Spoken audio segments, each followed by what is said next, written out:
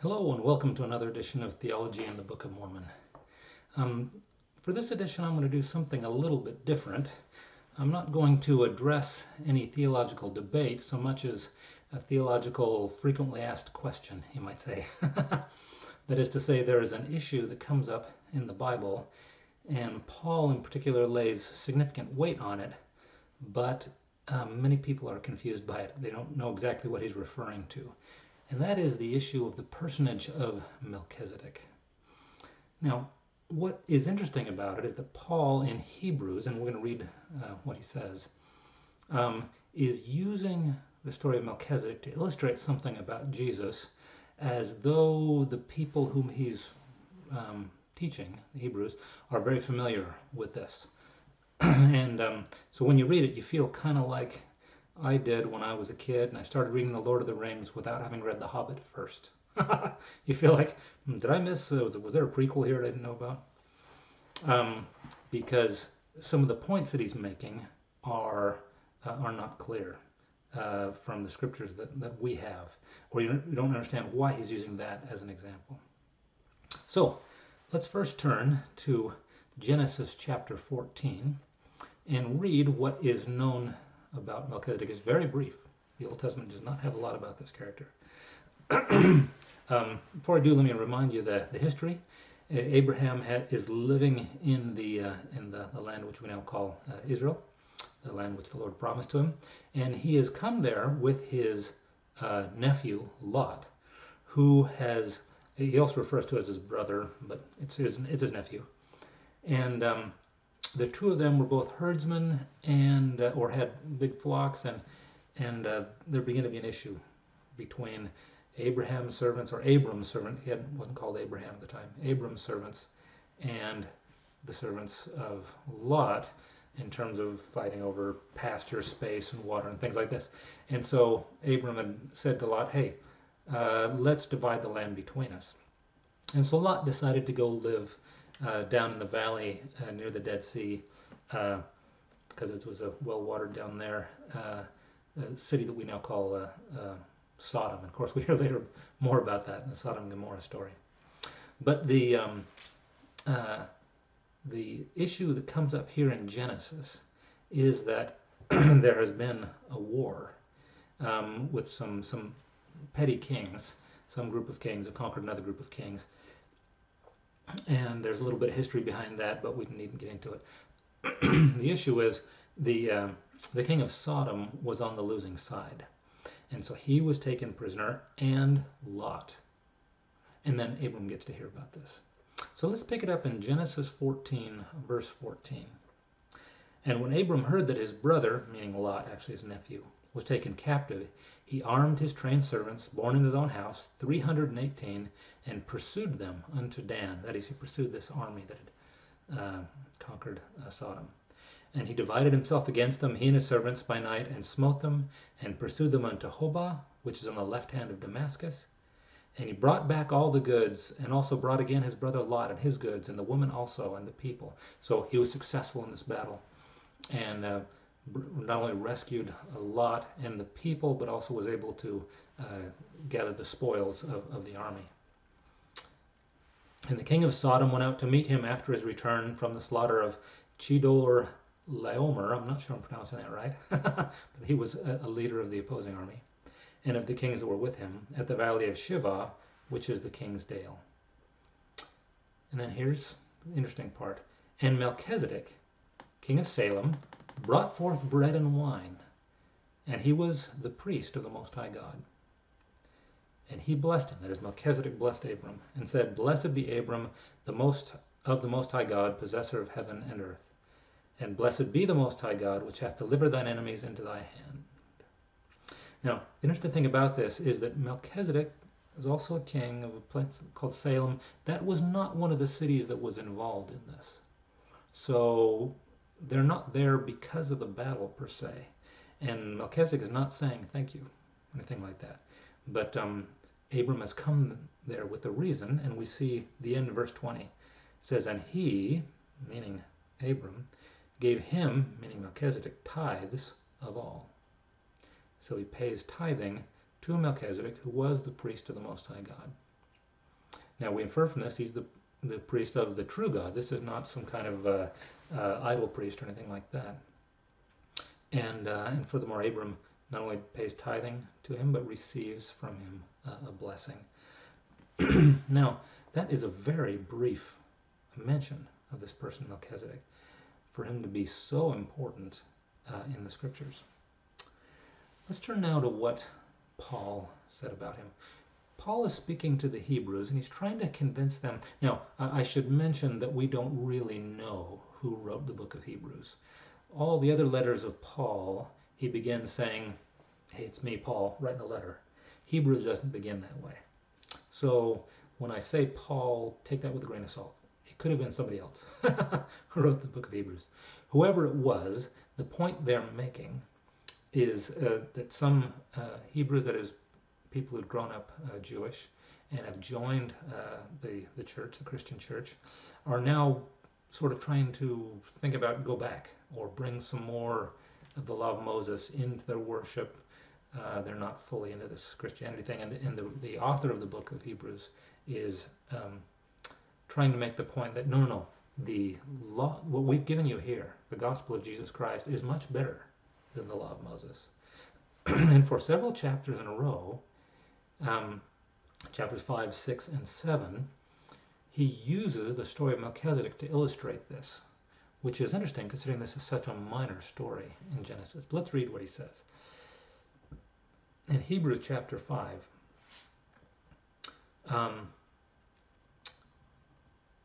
it says, he begins speaking about high priests. So he's talking about Christ as being a high priest. He's making analogy to the high priests that the Jews were familiar with, who had performed ordinances in the temples and so forth.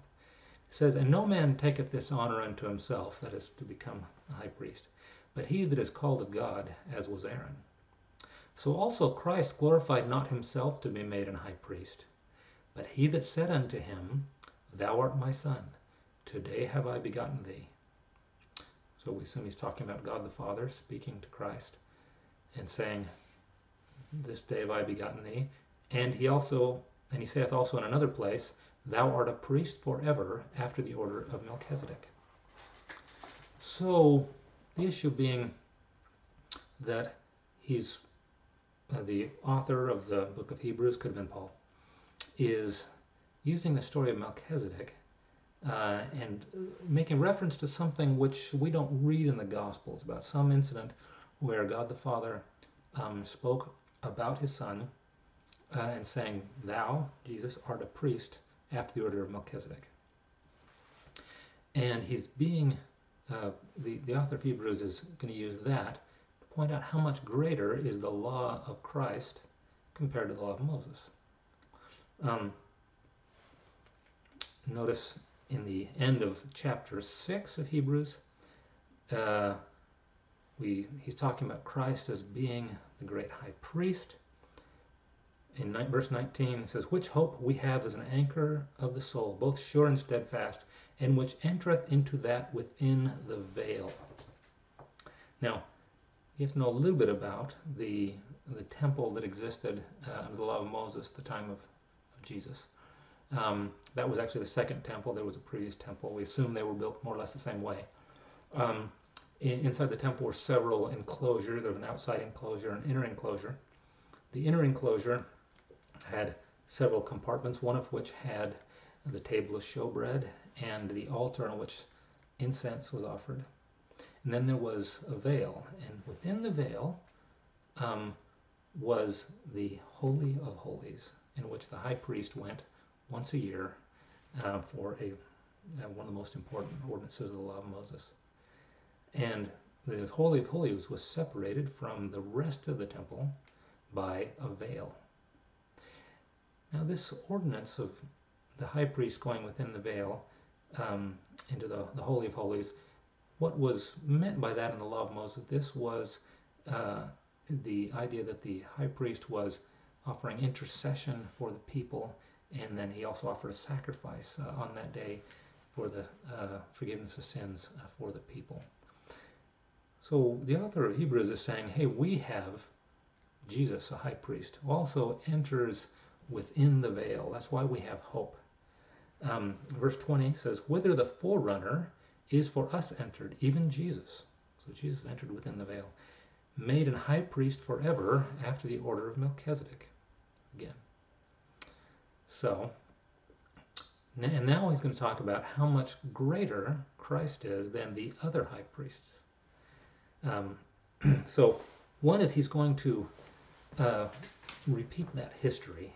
So in Hebrews chapter 7, for this Melchizedek, king of Salem, priest of the Most High God, who met Abraham returning from the slaughter of the kings, that's when Abraham had conquered these kings, and blessed him, to whom also Abraham gave a tenth part of all, that's the tithing, first being by interpretation king of righteousness, and after that also king of Salem, which is king of peace.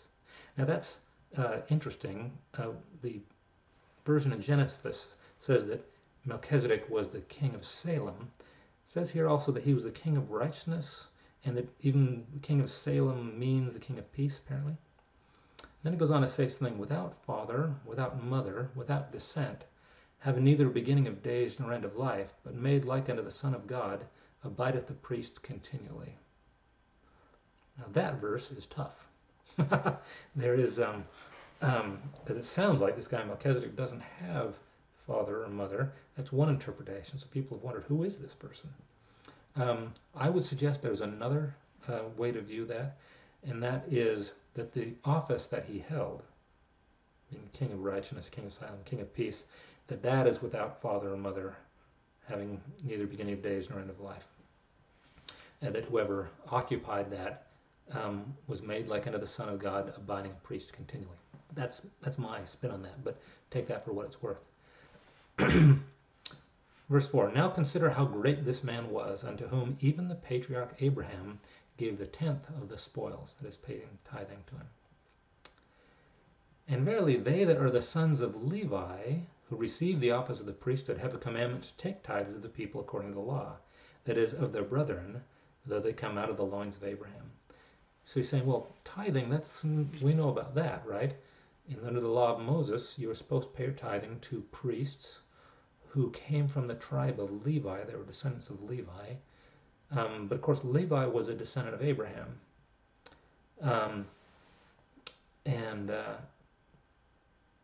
So they came out of the loins of Abraham.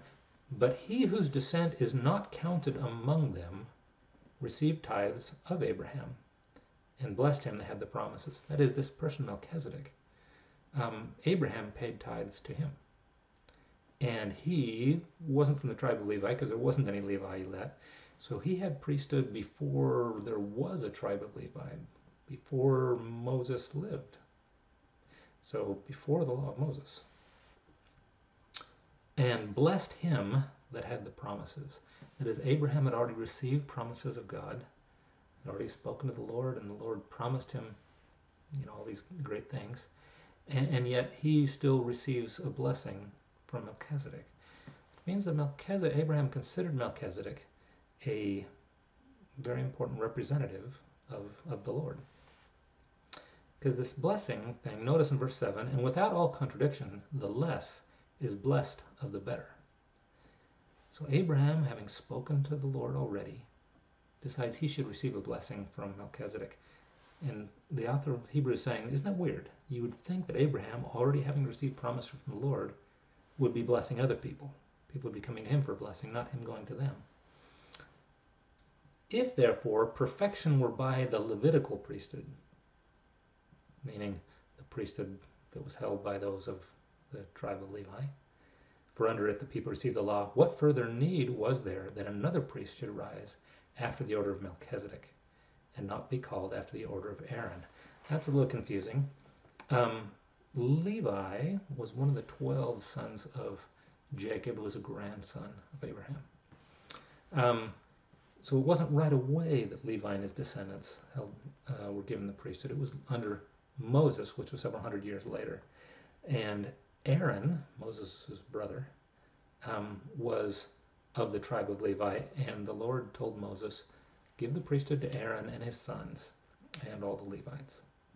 So the time of their having the priesthood was actually later.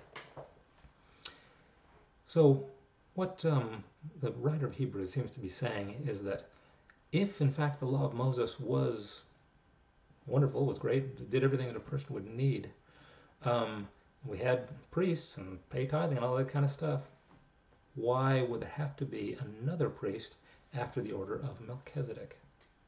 Well, he's just explained how Melchizedek seems to be greater than Abraham in some sense. And so he's making the point that Melchizedek was a great man and better than Aaron and all the other Levites in terms of better in the Lord's eyes, I guess. And so those priests who were Aaron and the other Levites held a lesser priesthood than this person Melchizedek did. And that Jesus has now been made a high priest in the same way that Melchizedek was. So he's now a higher high priest than the high priests that were available under the law of Moses. That seems to be the logic that that the author of the book of Hebrews is making. And in fact, he goes on a little bit to say, for the priesthood being changed, there is made of necessity a change also of the law. That is, say, under the law of Moses, you had this Levitical priesthood, but now there's a new priesthood, a new priest, Jesus Christ, is a priest after the order of Melchizedek, which is a greater kind of priesthood, and there has to be a new law then also.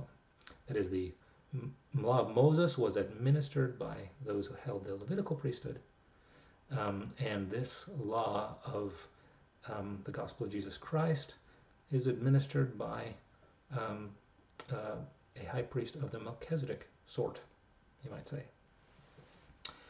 For he of whom these things are spoken, these things meaning everything they've written, the gospel, so in Jesus Christ, for he of whom these things are spoken pertaineth to another tribe, of which no man gave attendance at the altar. For it is evident that our Lord sprang out of Judah, of which tribe Moses spake nothing concerning priesthood. So he's saying, look, if you believe in Jesus, he wasn't a Levite. So all things being equal, if you still believe in the law of Moses, then Jesus shouldn't have any priesthood. But we know that he has become a priesthood after the order of Melchizedek, which I just argued to you is a higher priesthood than that which the Levites held. Now, the Book of Mormon sheds a little bit more light on Melchizedek and why he was such a great person.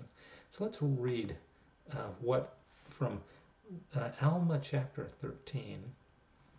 So we know who this person Melchizedek is. We see appearing in a few verses in the Old Testament. Alma begins by, sort of like the author of the book of Hebrews, talking about high priests in general and saying that high priests, in fact, let's read in verse 2 and 3. It says, and those priests were ordained after the order of his son, in a manner that thereby the people might know in what manner to look forward to his son for redemption. That is to say, the office of high priest has always been a type of Christ. There's this high priest entering within the veil into the Holy of Holies in the temple was supposed to be symbolic of something that Jesus would do when he came. That's the point Alma's making. Now in verse 14 of chapter 13, Alma begins to speak about Melchizedek in particular. It says, yea, humble yourselves, even as the people in the days of Melchizedek, who was also high priest after this same order which I have spoken, who also took upon him the high priesthood forever. And it was this same Melchizedek to whom Abraham paid tithes, same story as we've read. Yea, even our father Abraham paid tithes of 1/10 of all he possessed. Skipping to verse 17. Now this Melchizedek was a king over the land of Salem, and his people had waxed strong in iniquity and abomination. Yea, they had all gone astray, they were full of all manner of wickedness. But Melchizedek, having exercised mighty faith, and received the office of the high priesthood according to the holy order of God, did preach repentance unto his people. And behold, they did repent, and Melchizedek did establish peace in the land in his days. Therefore he was called the Prince of Peace, for he was the king of Salem, and he did reign under his father Now there were many before him, and also there were many afterwards, but none were greater. Therefore of him they have more particularly made mention. So, this is what the Book of Mormon tells us about Melchizedek. Now it turns out in the doctrine of the Church of Jesus Christ of Latter-day Saints there is more about Melchizedek, but I'm going to leave that because the purpose of these videos is about how the Book of Mormon relates to these issues. So, hope you've enjoyed this issue of theology in the Book of Mormon. See you next time.